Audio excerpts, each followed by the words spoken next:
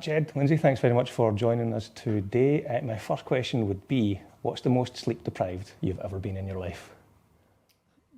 I think Lyndsey's probably got the record for that over me. I think my first son, he just didn't sleep for 6 months. I remember once we stopped with the milk, but then he started eating some food. About 7-8 months he started sleeping, but he was up every hour. And I remember I just remember feeling like I was rotting. I remember I'd get this kind of 5 o'clock yellow shade where I'd kind of like look like I was wilting. Okay. At 4 o'clock in the afternoon, where I just thought, I just can't even speak. I remember actually once burning toasting toast, burning it, and I just was too tired to put any butter on it, and I just like stood in the kitchen burnt toast. I was so tired. So yeah. Did you draw on any of that to play for the film, to play the part? Yeah. I mean, but it's always that thing where it's hard to be empathetic, isn't it? Because when you've had a shit night's sleep, you really feel it, but it's quite hard to relate in a way. You can, obviously, but yeah, I did use it, because you do start feeling really mad. And I remember kind of slightly feeling like a kind of fly. That all my instincts were so like, I was wired, like something would like bang and I'd be like, super sensitive. Right. What about yourself, Jed? Was there a moment in your life where you've been insanely sleep deprived, and if so, did that have anything to do with coming up with the idea? Yeah, so I mean, this grew out of kind of like real nightmare neighbour experiences. I mean, my record was probably 3 nights, so not as much as Lyndsey, but that was enough. That was enough for the walls to start bending. Yeah, along with my soul. But yeah, the film kind of grew out of problems with neighbours, of kind of laying awake at 3 a.m. with kind of disturbing thoughts of revenge going through my mind. Have you sent them a copy of the film? Not yet. Not yet. Hopefully they pay to see it. The best revenge. So speaking of the film, I'm curious, it opens kind of in the middle or kind of towards the end of the second act, and then we go back in time. Was that always the plan, or was that something you came up with in the edit? No, that was always the plan. It was kind of, I think because of the film that we were making, which is a film that kind of starts off as this sort of British kitchen sink kind of vibe, but grows into something much more melodramatic and psychological. I wanted to give the audience a little promise that they weren't just watching a straightforward drama. Right. That there would be something coming in the second half that was worth their attention.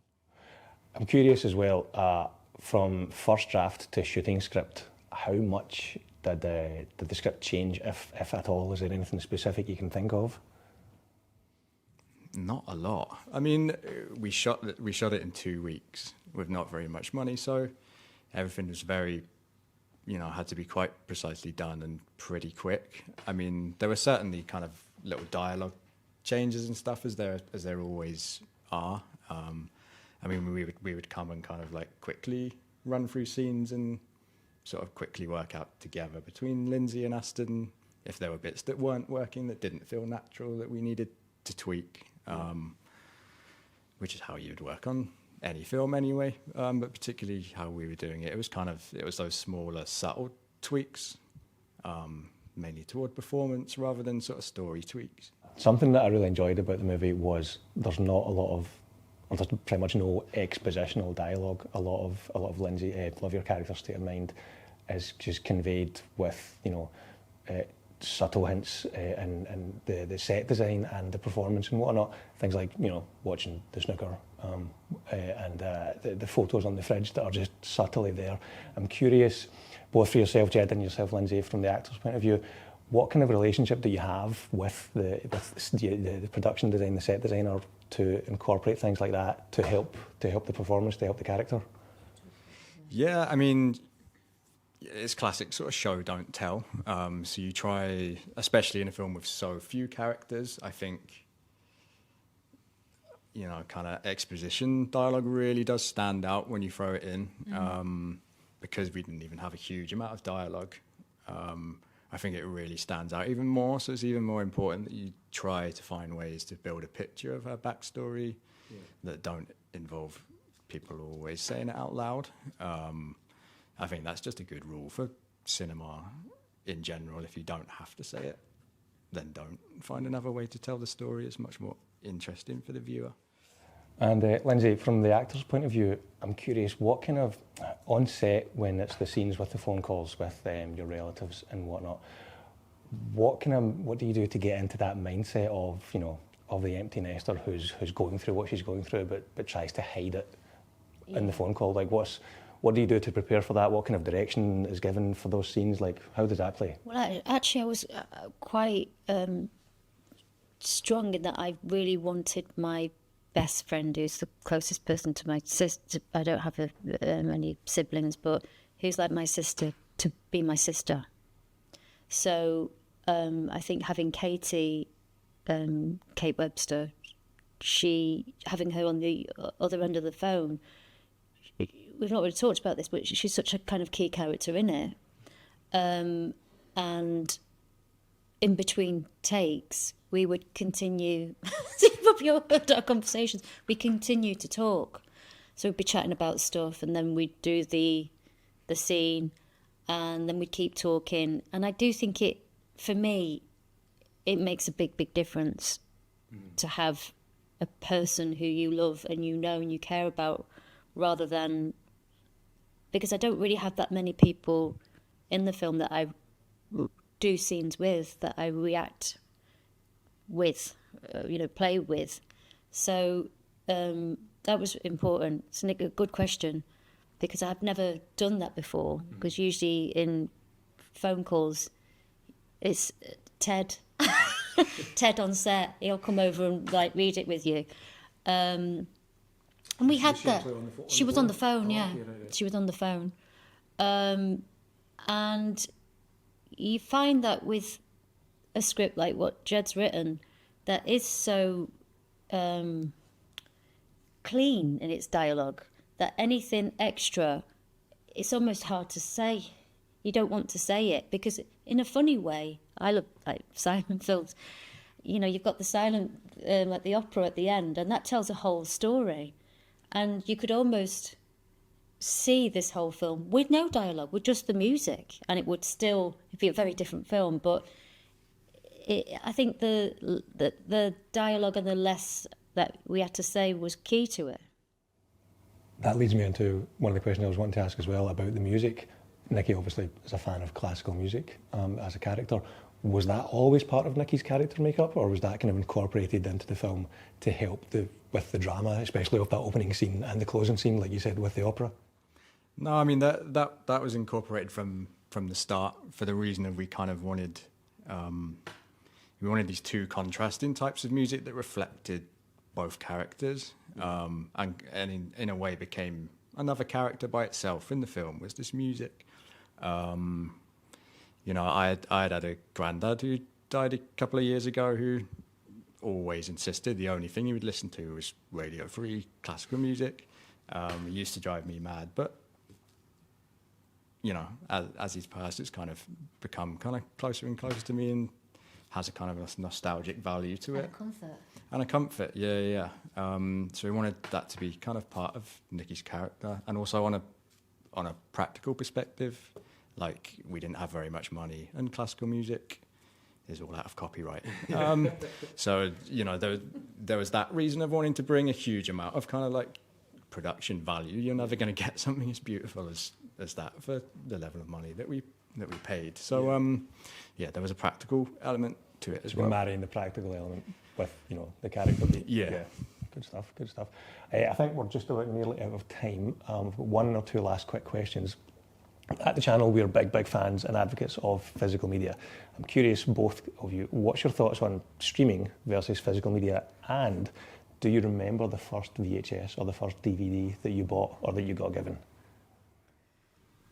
I have a very vivid memory of, maybe not the right answer, but I remember when the Thriller video came out, and my mum somehow got it, this like massive like cassette tape, and it's such a strong memory. And everyone came round and we watched it. All the kids came round. I was absolutely terrified. I cried and hid behind the sofa. I was terrified, but I just remember this black tape being like sent round the estate.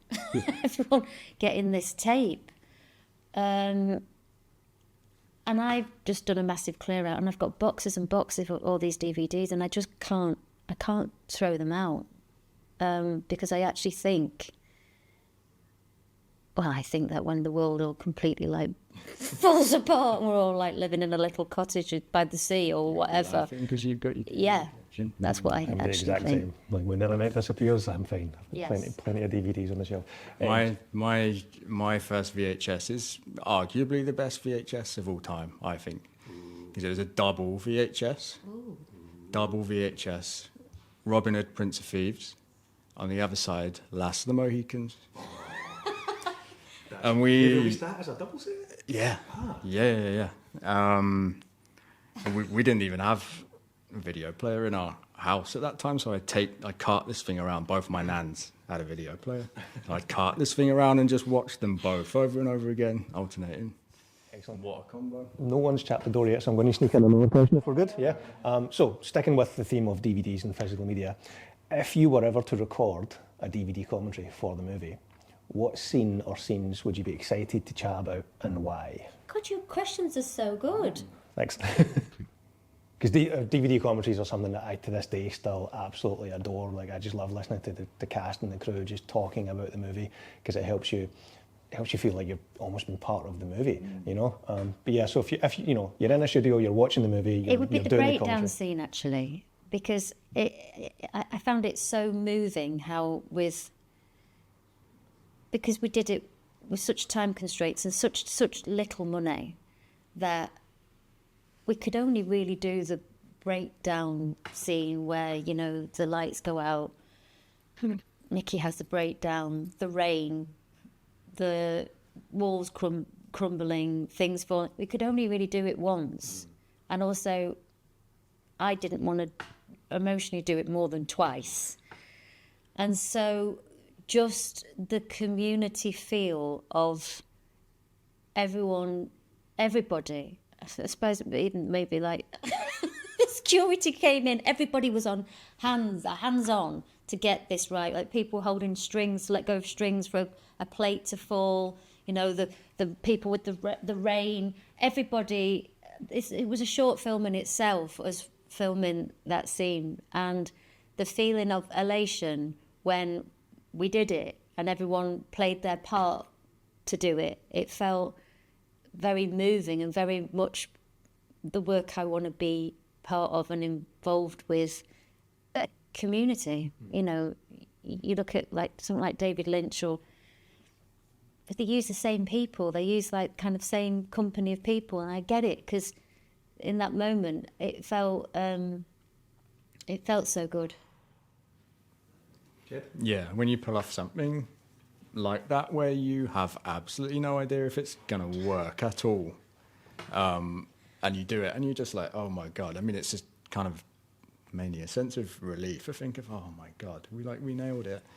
Yeah, that's a scene that jumps out. I think the interesting scenes for those things are always the ones where if you can show people that were there, like it's almost comical what's going on just out of camera, which in this case it was absolutely it was ridiculous. Bits of string, there's bits of string everywhere. My feet were like pulling this string near my foot, and I was like, I'm not going to look at you. It was just. And another one that's in my mind is the one where we do the little sort of car crash bit with the milkshake and Jackie Mack, like that. It was just absolutely comical how we did that and how it kind of works. We literally just sat on a grass verge with a bunch of people like kicking the back of the car, Kate trying to throw a milkshake like at the perfect second that everyone else boots the car. I'd so much rather when you have like big, massive budget projects and, you know, you spend 3 days on one thing and everyone then, you know, wants to kill themselves by day 3 because it's just so boring. That kind of filmmaking is so much more Fun and exciting. I've just had the knock at the door, so I'm going to squeeze literally the last question then. About the Glasgow Film Festival, and what's it like having the film play at a film festival, and what's your experience been like here in Glasgow so far?